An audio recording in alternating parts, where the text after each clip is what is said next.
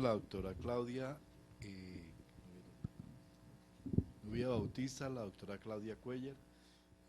Queremos presentarle hoy esta encuesta que es muy importante. Le vamos a repartir el CD para que tengan acceso a los datos. La encuesta de salud mental 2015.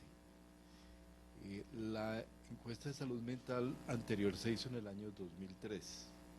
O sea, llevamos 12 años sin tener información en Colombia sobre el estado de salud mental de la población colombiana.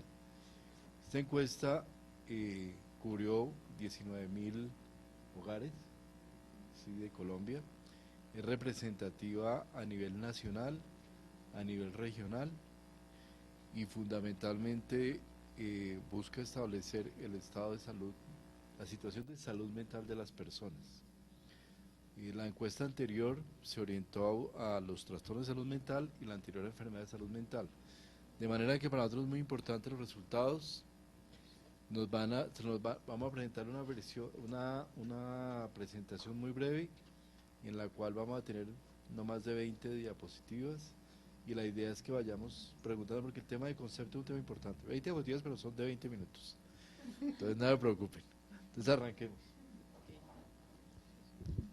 Si quieres. Bueno, muy buenas tardes a todos. La Encuesta Nacional de Salud Mental 2015 es una iniciativa muy importante para el país. Contamos con el apoyo de Colciencias y con la operación de la Pontificia Universidad Javeriana, que con su departamento de epidemiología, el departamento de psiquiatría, el Instituto de Envejecimiento y el Grupo de Política y Economía de la Salud, el CENDEX, conjuntamente con una alianza estratégica con una institución llamada DPS, Datos, Procesos y Tecnología, realizaron todo el proceso de diseño, ajuste del protocolo, operativo de campo y análisis para este Estudio Nacional de Salud Mental. Este estudio tiene varias apuestas innovadoras. Es la primera vez que en el país tenemos indagación de la salud mental de niños de 7 a 11 años. También evaluamos la relación entre las enfermedades físicas crónicas como la hipertensión, la diabetes, los problemas pulmonares, con los problemas y trastornos mentales, también en niños, adolescentes y adultos. Se evaluaron asimismo cuestiones relacionadas con la percepción de calidad de vida. Todos estos elementos muy novedosos, y es la primera vez también que en el país se hace una encuesta y se muestra partiendo de algo que se llama la muestra maestra del ministerio, que es una muestra que va a servir a todos los estudios para luego permitir hacer asociaciones entre los datos y relacionar los resultados. Tenemos aquí un concepto muy importante y es ¿qué es la salud mental? Porque como lo comentaba ya el señor viceministro, esta encuesta si bien aborda los trastornos mentales y los problemas de salud mental, tiene un énfasis muy importante en el sentido positivo de la salud mental. La salud mental es un tema de todos. Los problemas y trastornos mentales posiblemente de algunos, pero la salud es un tema de todos y por eso quisimos darle un énfasis muy importante en esta encuesta. Puntualizando, el objetivo central de esta encuesta, no es tanto buscar cuántos enfermos mentales hay, sino fundamentalmente buscar la situación de salud mental de todos los colombianos, ¿sí? Cómo nos encontramos en términos de equilibrio emocional, de todo esto que asociado a tener una vida sana, que es un poco diferente a lo que se ha medido antes, que era fundamentalmente cuántos deprimidos hay, cuántos gente con esquizofrenia, pero esto representa una proporción realmente menor de la población. Lo que queremos es saber cuál es la situación de la cotidianidad en salud mental de la población colombiana. Así, salud mental, tal como ustedes lo pueden encontrar en la Ley 1616 de 2013, es un estado dinámico que se expresa en la vida cotidiana de todos y todas, que se expresa en el comportamiento y la interacción, es decir, que tiene una esfera individual y una esfera colectiva, y que hace que se desplieguen recursos emocionales, cognitivos y mentales para transitar por la vida cotidiana, es decir, para estar en el día a día, establecer relaciones significativas, esto de amar y ser amado que es tan importante, y contribuir de una manera significativa en la comunidad, es decir, sentir que uno tiene un lugar productivo. Esta encuesta, como les comentábamos, tiene un modelo conceptual diferente que la hace muy rica y novedosa, y es que abordamos en la salud mental en un sentido más positivo, los problemas mentales y los trastornos. Los trastornos son las enfermedades que nosotros comúnmente ya reconocemos, la depresión, la esquizofrenia, el trastorno afectivo bipolar, pero los problemas son aquellas condiciones de riesgo, no las enfermedades ya establecidas, pero sí aquellas síntomas que son previos y que hacen que las personas tengan sufrimiento emocional, que no se relacionen adecuadamente y que no se sientan bien consigo mismas ni puedan contribuir a la comunidad, pero que no están con una enfermedad mental grave. Entonces, abordar esa fase gris entre la salud y la enfermedad era para nosotros muy importante.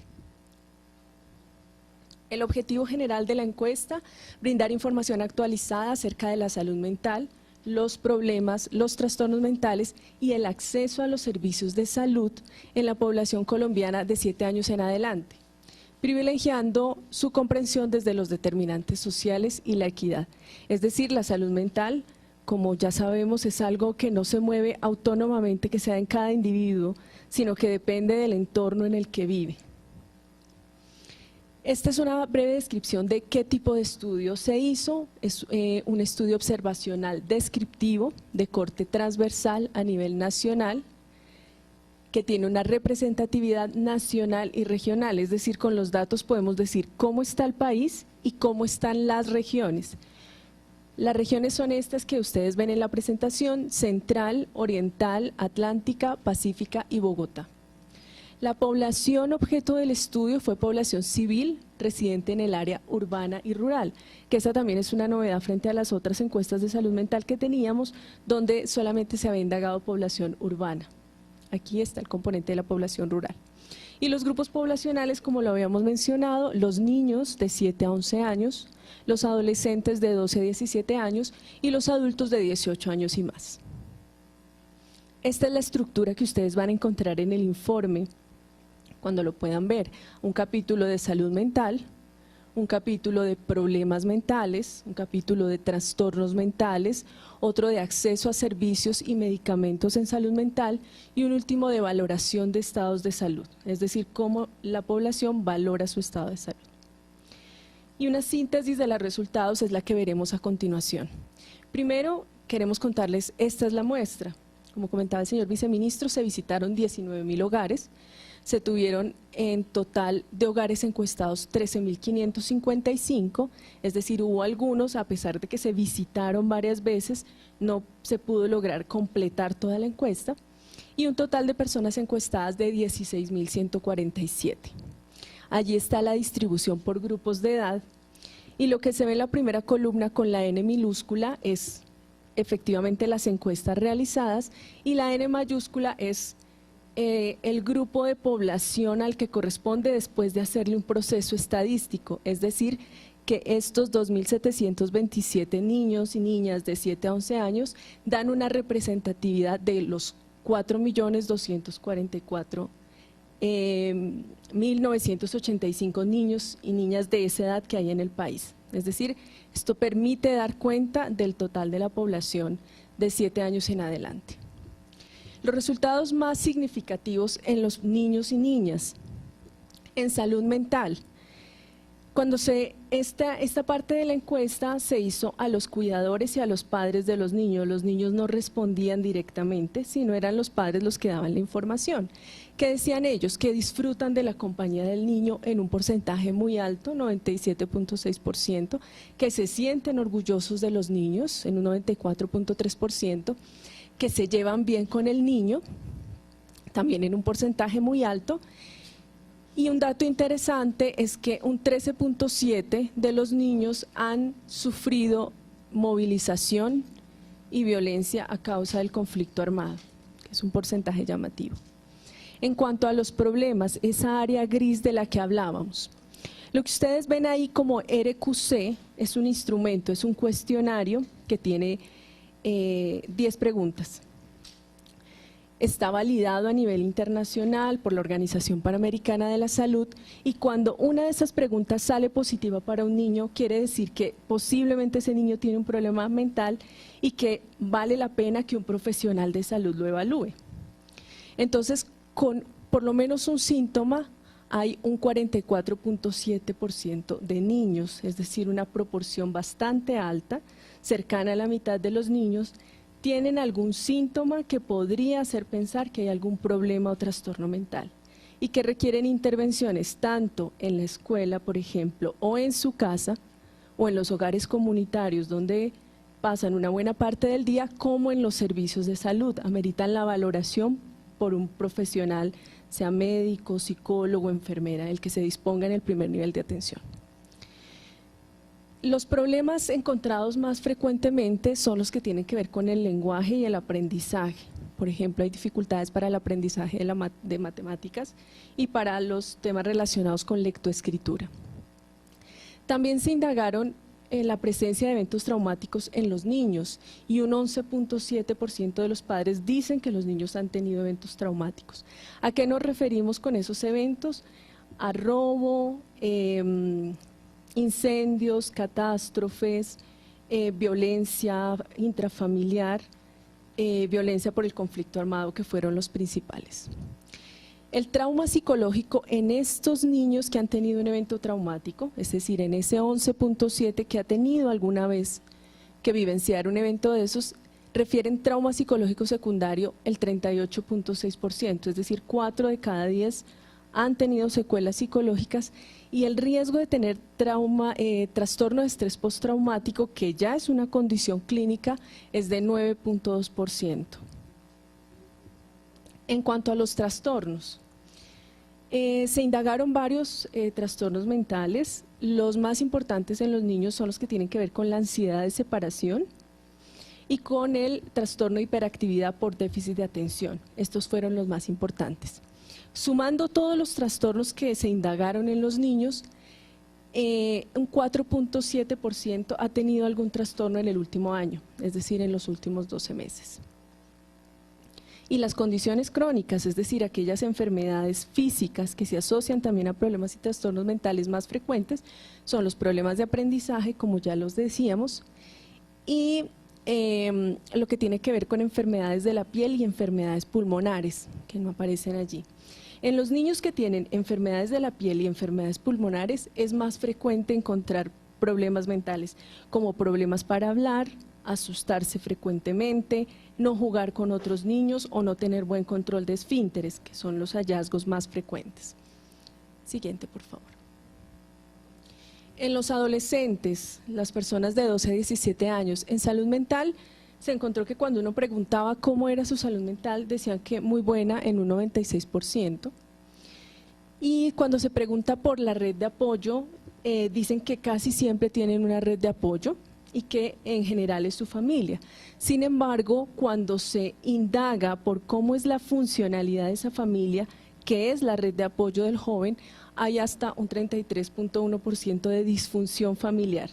Es decir, que la familia, que es el primer núcleo de apoyo, no funciona adecuadamente. Hay también un porcentaje importante, 18.3%, de adolescentes que se han movilizado a causa del conflicto armado.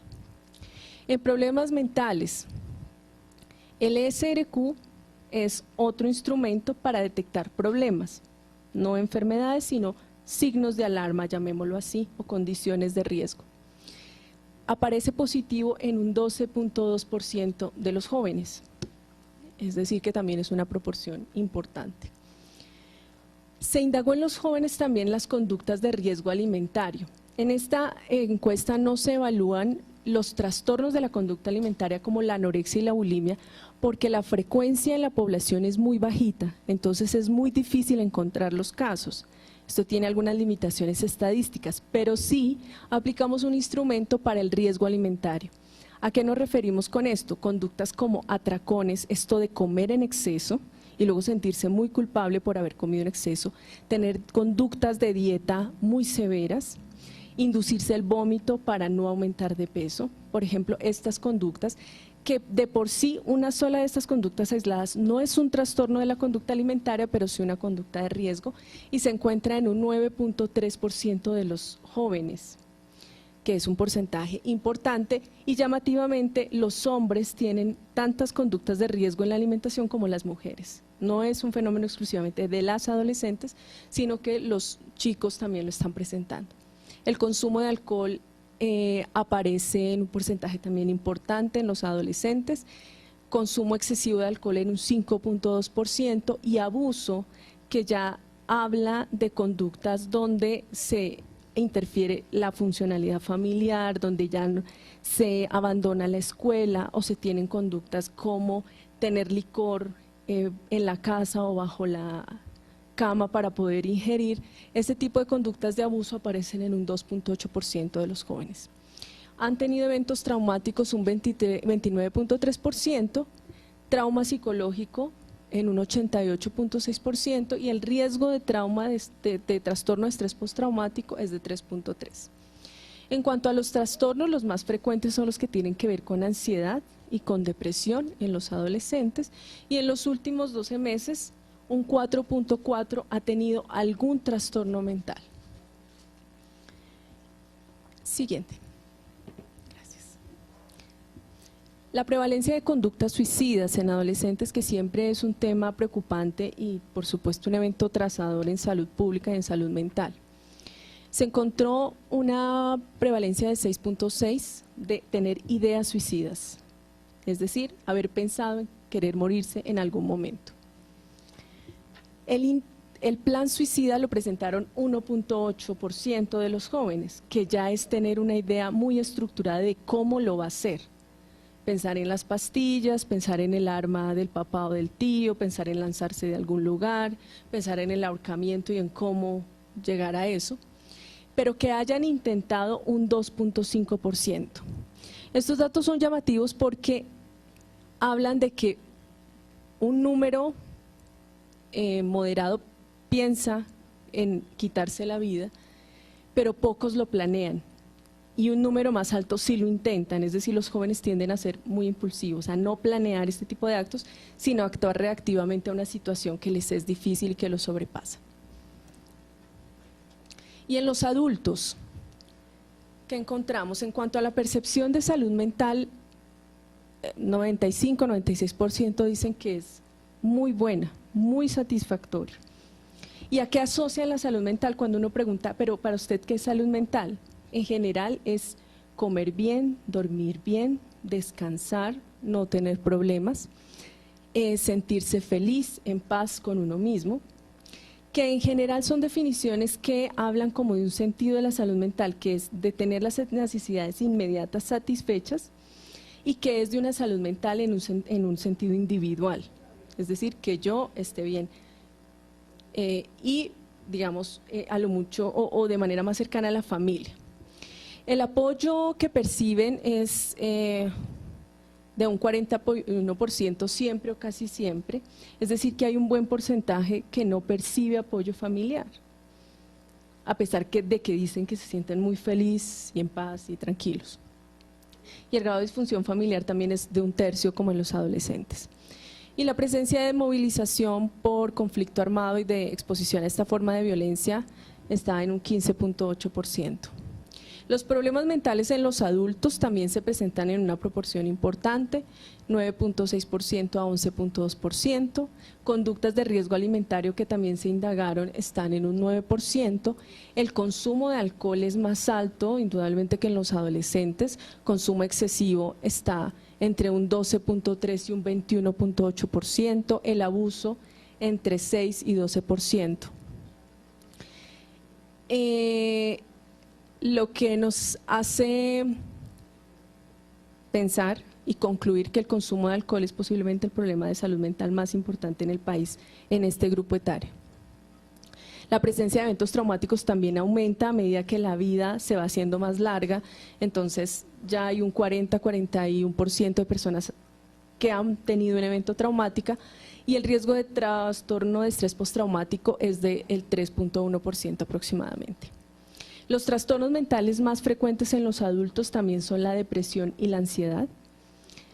y en los últimos 12 meses por lo menos un 4% se ha visto afectado por algún trastorno mental. Las condiciones crónicas más frecuentes en los adultos son las que ya conocíamos por otros estudios, como la hipertensión, la diabetes y la enfermedad cardiovascular en general.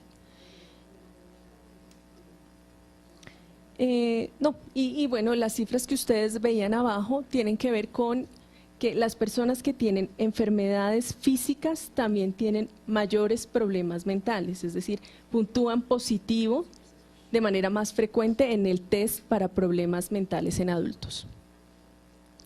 En cuanto a acceso a servicios y a medicamentos, acá tenemos, digamos, un avance importante respecto al estudio de 2003, y es que el acceso ha aumentado.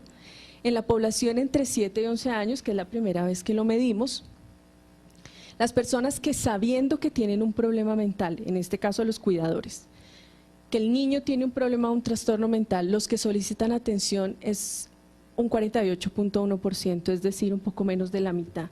De los que saben que hay algún problema, deciden consultar a un servicio de salud.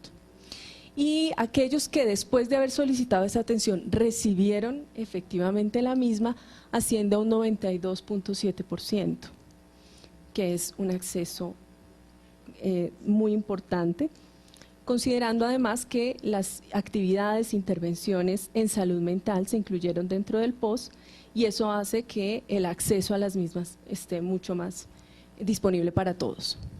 La mayoría de personas en todos los grupos de edad, ustedes lo van a ver, a consulta a instituciones de salud, y el pagador es en su mayoría la EPS, contributiva o subsidiada.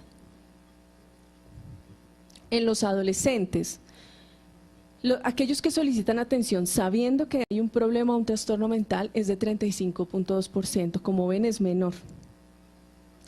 Y de aquellos que solicitan la atención la reciben efectivamente el 88.5%.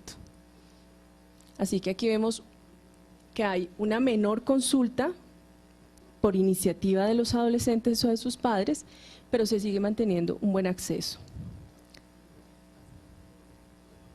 Y en los adultos, lo que encontramos es que aquellos que sabiendo que tienen un problema o un trastorno mental consultan, es un poco más alto, el 65.9%, pero los que reciben la atención decrecen, llegamos solamente a un 38.5%. Siguiente, por favor. Y en 45 años en adelante las cifras son muy similares, el 65% consulta sabiendo que tiene una necesidad en salud mental, digamos, y los que reciben algún tipo de atención están en un 34.3%. Finalmente queremos comentarles cuáles son las prioridades de intervención en política pública que este estudio motiva y que este estudio, digamos, arroja. Lo primero es que es necesario fortalecer las capacidades de los sujetos y de las comunidades y de las familias para la empatía y para la convivencia. Y esto es donde la gente vive, en sus casas, en el colegio, en los entornos comunitarios. La promoción de la participación en grupos, porque esto fue algo que observó el estudio, las personas participan muy poco en grupos distintos a su trabajo o al estudio. Grupos comunitarios, deportivos, religiosos, las personas participan de manera muy pequeña, y esta promoción de la participación habla de las posibilidades de desarrollar la solidaridad y la capacidad de ayuda mutua. El fortalecimiento de las capacidades de afrontamiento ante eventos estresantes, es decir, una buena proporción de la población está sometida a eventos vitales estresantes y a diferentes formas de violencia, y fortalecer las capacidades de los individuos y de las familias es fundamental para poder sobrellevar, digamos, estos eventos de la vida cotidiana. Y efectivamente la implementación de las estrategias intersectoriales para la prevención y la atención de las distintas formas de violencia. En cuanto a los problemas mentales, para nosotros es muy importante visibilizar los problemas como prioritarios. No es solo prioritaria la depresión ya instalada, o la esquizofrenia ya instalada, o el trastorno de ansiedad o de pánico, sino todas aquellas condiciones que antes de que se conviertan en un problema, en un trastorno mental, hablan de un riesgo. por eso es muy importante visibilizarlos y saber que deben tener intervenciones, tanto donde viven, estudian y trabajan, como en los servicios de salud. Fortalecer las capacidades de detección en la escuela, por ejemplo, y en las familias de cosas tan importantes como los problemas del aprendizaje que se encontraron tan frecuentemente en el estudio, de los problemas con el acto de comer, con la alimentación que tienen los adolescentes, por ejemplo, y algunos síntomas de ansiedad, y las consecuencias psicológicas de los eventos traumáticos en todos los grupos de edades, pero bueno, que son más visibles en los adultos. Y un punto clave es la detección temprana y la atención oportuna del consumo de alcohol y sustancias psicoactivas. Ya veíamos que el alcohol es el problema más importante en la población adulta. Siguiente.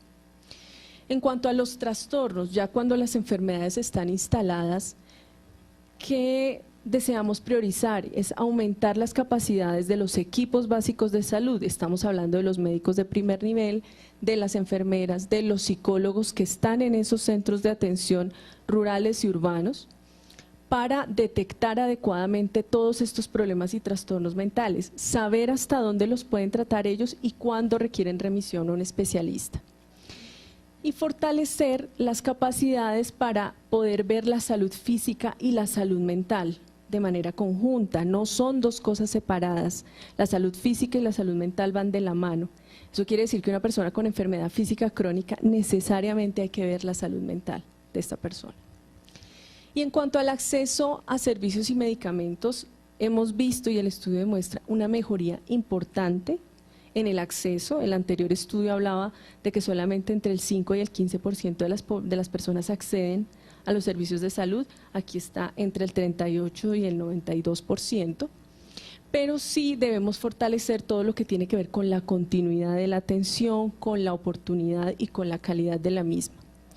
La implementación de estrategias para acercar a los expertos en salud mental a los equipos básicos de salud como la telepsiquiatría y la implementación de todo este tipo de tecnologías, y implementar estrategias para disminuir el autoestigma y el estigma, porque estamos viendo que muchas personas saben que tienen algún problema o trastorno mental, pero deciden no consultar o dejarlo pasar, porque consultar a un servicio de salud mental es visto como algo denigrante. De hecho, el estudio muestra que una de las razones por las cuales nosotros discriminamos a las personas es por tener algún problema o trastorno mental o por tener al consumo de sustancias psicoactivas. Entonces les agradecemos mucho. Si ustedes miran los resultados van a encontrar que entre las características importantes tenemos en el tema que tiene que ver con personalidad, unas características de una alta reactividad y una alta respuesta de agresión y de ansiedad frente a los eventos cotidianos, a la cercanía entre las personas. Somos una comunidad que tiende a reaccionar rápidamente y llegar rápidamente a la ansiedad y a la agresión. Segundo tema importante, la mayoría de los colombianos sentimos que el hogar, la familia, es el ámbito donde encontramos mayor respaldo a los problemas de la cotidianidad. Pero adicionalmente, esto es un tema de una gran dualidad, porque más del 30% de la población colombiana piensa también que las familias son disfuncionales, o sea que tienen problemas, que hay problemas al interior de las familias. Entonces hay una dualidad entre una familia que me protege y una familia que también es causa de mis problemas mentales. Entonces hay un tema de familia que es muy relevante allí. Otro hallazgo también muy importante es en términos de capital social. Capital social es esa red de apoyo que tenemos para respaldarnos en el caso de que tengamos cualquier problema o eventualidad. La disponibilidad de una red social es muy, pero muy baja. En la población más joven está alrededor del 50% de la población no tiene una red social, un capital social, una red social diferente de su familia. Y esto va aumentando en la medida de la edad. Después de los 60 años, de los 45 ya estamos en el 60%. Entonces una población muy individualista, con un manejo muy individual de sus problemas, con muy poca capacidad para abordarse una red social. Nos preocupan mucho los problemas de aprendizaje en los niños de 7 a 11 años. La tasa de 20% en problemas de aprendizaje para matemáticas es un tema relevante que hay que tenerle bastante atención. Y yo diría que tenemos indudablemente un problema de enfermedad mental que han tendido a disminuir frente a otras mediciones. La tasa de enfermedad mental se ha reducido, sin embargo la carga, digamos, poblacional de no enfermedad, sino de existencia de temas que nos lleven hacia una dinámica de problemas mentales es relativamente elevada. Y obviamente en temas de respuesta del Estado tenemos una diferenciación muy grande entre un niño y un adolescente que casi logran siempre tener acceso a servicios de salud con bajas tasas de búsqueda de ayuda también en el caso de los niños e incluso los adolescentes. Nos parece muy bajo que el 50% de los niños que tengan problema, el cuidador o quien lo cuide, el papá o quien lo cuida, vaya a buscar ayuda, cuando debería ser mucho más alta seguramente. Y unos adolescentes que apenas en un 30% buscan esa ayuda. En esos casos la respuesta del Estado es adecuada, parece suficiente, del sistema, no tanto el Estado sino el sistema, pero se nos baja bastante cuando hablamos de población adulta y adulta mayor. Entonces creemos que ahí tenemos que pensar profundamente en el tema de diseño del POS. El diseño del POS cubre hasta 60 sesiones de psicología o psiquiatría o terapéuticas en los menores, en los adolescentes y niños menores, pero solamente cubre 30 sesiones en la población adulta mayor. Entonces ahí hay un tema que habría que trabajar indudablemente.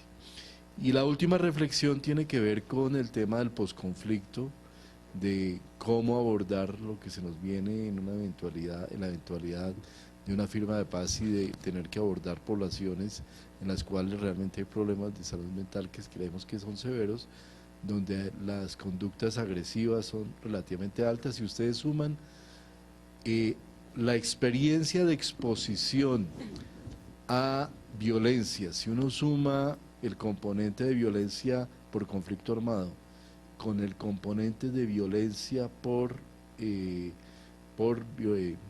hechos cotidianos de violencia, no necesariamente conflicto armado, casi da el 27 o 28% de desplazamiento, de haber tenido que mudarse o desarraigarse por hechos de violencia. Eso es supremamente alto y eso nos da un potencial de problemas de salud mental muy elevado. Entonces yo creo que aquí el estudio, yo los invito a que tratemos de leerlo a profundidad, da unos resultados que no se pueden condensar en tan corto tiempo, pero que indudablemente son muy relevantes para el país. Inversión final del estudio fueron 5.000 millones de pesos. Ahora sí, preguntas.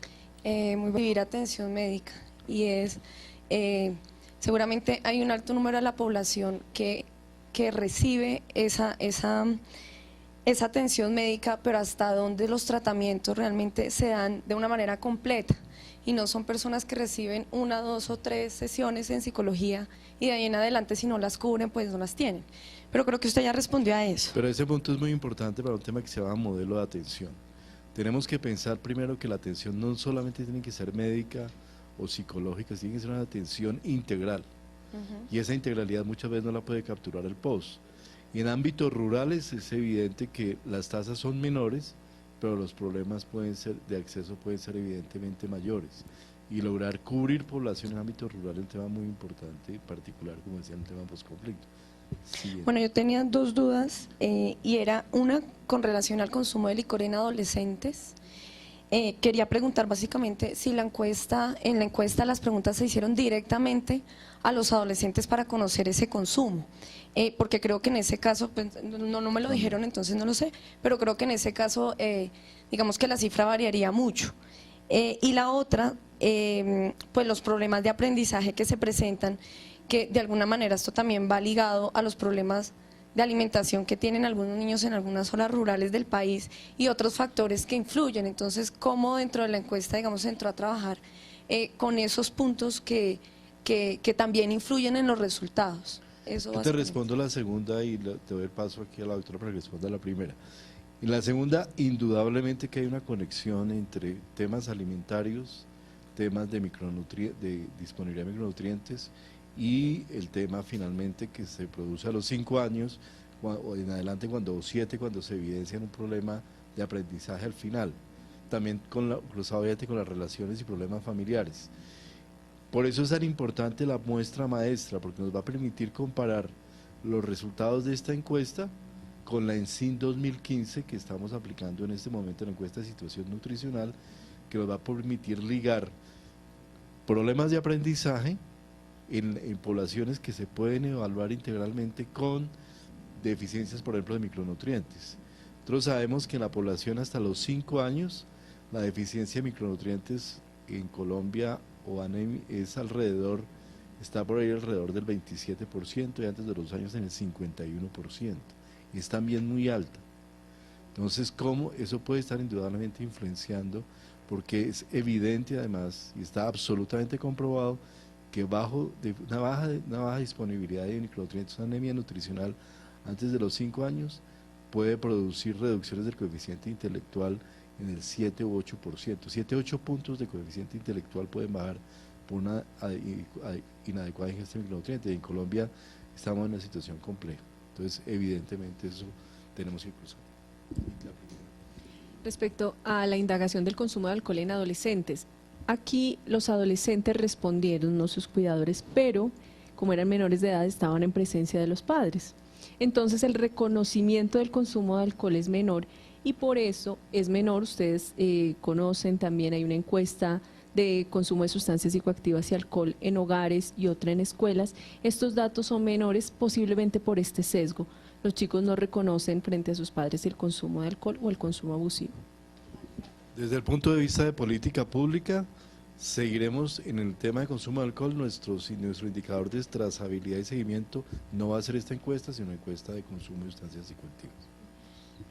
Sobre el tema de trastornos alimentarios, o sea, y ahora ya el tema de las dietas, la baja alimentación de los jóvenes es mayor ese tema. Es muy alta.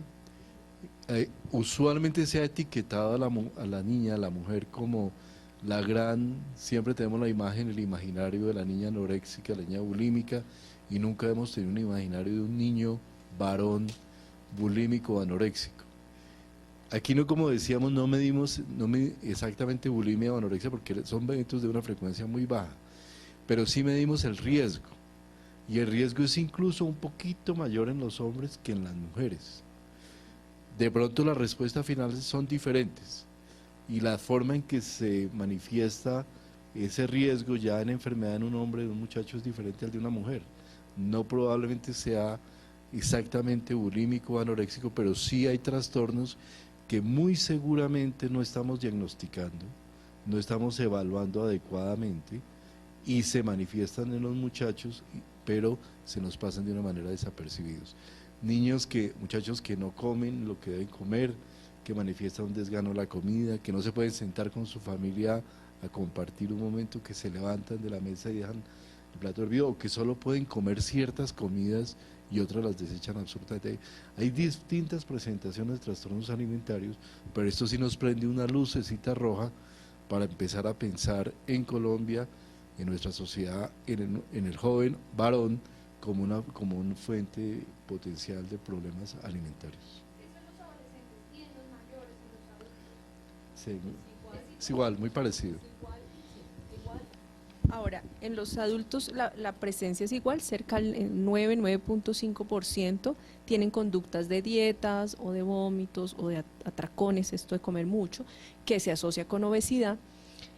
Pero en los adultos sí ya se presenta un poco más en las mujeres, en los adolescentes sí es casi igual entre hombres y mujeres. Recordemos que la prevalencia de sobrepeso en Colombia es 52%, 51.2%. Entonces digamos que esa respuesta también de exceso alimentario obviamente está relacionada con la calidad de la alimentación, pero no solamente el tipo, lo que comemos, sino la forma en que comemos, y esta investigación lo que nos está diciendo es que hay probablemente trastornos en cómo respondemos a la ansiedad, muchas veces comiendo en exceso o tomando conductas de estilo. Es decir, la obesidad Es una situación que no es necesariamente solo la comida, sino la forma y la conducta asociada al hecho de comer. Y sobre el consumo de drogas. Consumo de drogas. Con el consumo de drogas tenemos, digamos, una situación similar que con alcohol, y es que en los niños, cuando se indagó, los porcentajes son muy pocos. Entonces, no hay la representatividad estadística para reportar los resultados. Sin embargo, sí, digamos, es evidente que hay algunos niños que empiezan con un consumo muy temprano de alcohol y drogas. Sin embargo, los resultados en ese sentido no son conclusivos. En adolescentes y en adultos se indagó, pero con este sesgo que tiene que ver con que el cuidador, por ejemplo, esté presente. Entonces, las cifras son un poco más bajas de lo que reportan los otros estudios, pero igualmente hablan de que es un problema importante en estos grupos de edad. Igual, digamos que aquí como los instrumentos que se usaron son diferentes que para los estudios de drogas que se han diseñado en el país y bueno, que se han manejado metodológicamente de otra manera, los resultados son un poco menores, pero ustedes los encuentran en el informe que les acabamos de pasar, están todos los datos. Sin embargo, el referente en el país siguen siendo los estudios de drogas que ya se han realizado. La encuesta de consumo de sustancias psicoactivas se hace cada 3 años. Cada 3 años en este momento, entonces hay una trazabilidad suficientemente buena de esos dos temas. ¿Algún? Ustedes comentaban que hacía 12 años que se realizaba un estudio de salud mental en la UNED. Quería saber si podrían ofrecernos un tipo de cuál ha sido la percepción del ministerio, cómo ha evolucionado este tema en estos 12 años, o sea, de acuerdo a los resultados que arrojó el estudio más reciente, cómo lo podrían comparar con, puede ser el último del año 2003.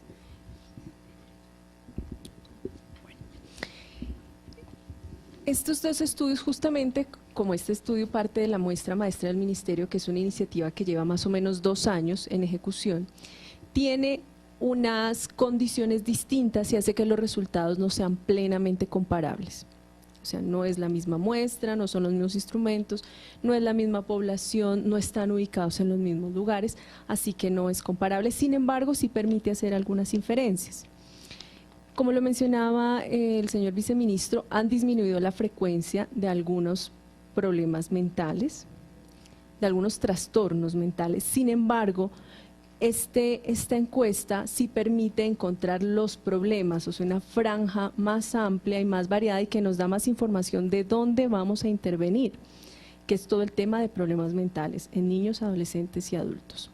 En el tema de acceso a servicios de salud, evidentemente hay una mejoría, sin embargo también devela grupos etarios donde debemos fortalecer las estrategias y las cuestiones que ya aborda la política integral de atención en salud, que tienen que ver con la continuidad, la calidad y el acceso ya en las zonas rurales dispersas a los servicios de salud.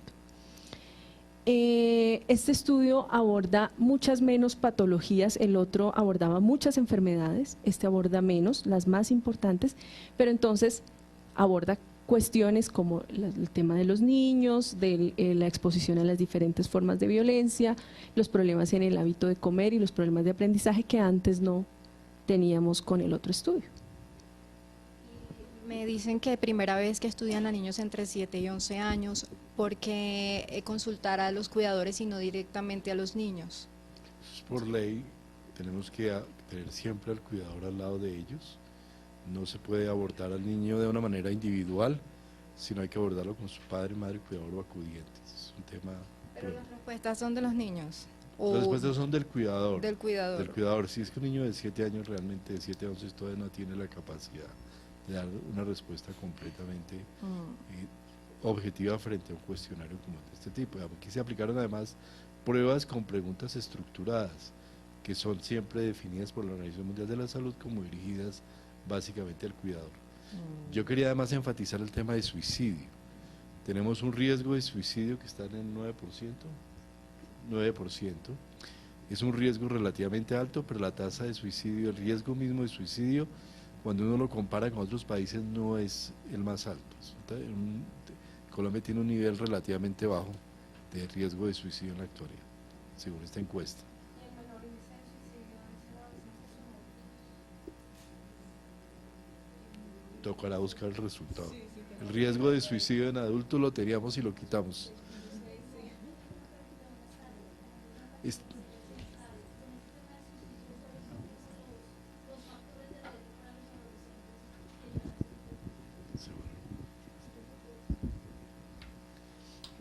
Bueno, el estudio no evalúa puntualmente factores de riesgo, causalidades directas, pero sí sabemos por los estudios clínicos y otros que se han realizado que son muchos los factores de riesgo para el suicidio en adolescentes. Muchos tienen que ver con la falta de apoyo y de capital social, de no tener una adecuada red, de no sentirse adecuadamente incluidos en los grupos sociales como en la escuela o en otros grupos donde los jóvenes participan. El consumo de sustancias psicoactivas y alcohol es un factor de riesgo muy importante porque aumenta la impulsividad. Los jóvenes de por sí tienen una tendencia a ser muy críticos con ellos y con el entorno y a frustrarse fácilmente, pero el consumir alcohol y sustancias psicoactivas hacen que esta frustración rápidamente pase al acto, incluso sin pensar en un plan estructurado. Si no están ahí, vieron las pastillas de la mamá o vieron la escalera, vieron el balcón. Entonces, estos son los factores que más frecuentemente se hayan asociados al suicidio en adolescentes.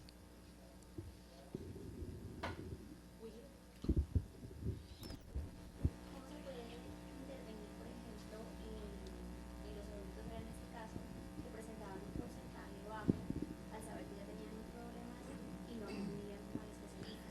¿Cómo sería la intervención? Porque ya son personas conscientes. Sí. Están hablando de que los niños pues tienen alguien que hablar por ellos, pero son unas personas conscientes porque no acuden. ¿Cómo se interviene? Buenísima pregunta. Mira, el tema, empecemos por el adolescente. Preocupa mucho el adolescente que no busca ayuda. Ese no busca ayuda indica de alguna forma un factor de riesgo importante que está evidenciado en la encuesta, que es la poca capacidad de la familia para servir de red social y la otra poca capacidad de la red social accesoria para acudir en ayuda de ellos. Adolescentes que no se y adultos también que no se vinculan a espacios comunitarios, a grupos sociales en los cuales haya interacción, sino una visión muy individualista de enfrentar la vida. Al mismo tiempo, la encuesta también muestra que la conflictualidad diaria de la vida del colombiano es alta, mucho por la informalidad, por factores que hacen que sea una vida relativamente fuerte para poder mantener, digamos, unas condiciones de vida adecuadas. Y eso incrementa todo este tipo de riesgos. En los adultos mayores, personas de más de 60 años, factor crítico el cuidador, y en el niño, el cuidador. Tener cuidadores con suficiente capacidad, suficiente conocimiento y entrenamiento para buscarle la ayuda, porque muchas veces, en la mayor parte de los casos, no es una persona de 70, 80 años, no es el que debe buscar la ayuda, sino quien está cuidándolo. Y eso nos indica que en los cuidadores tenemos una baja capacidad, por eso estamos dentro de nuestro plan de encuesta, está hacer una encuesta, la encuesta SABE, que es una encuesta dirigida a adultos mayores, donde el tema cuidadores va a ser un tema absolutamente central.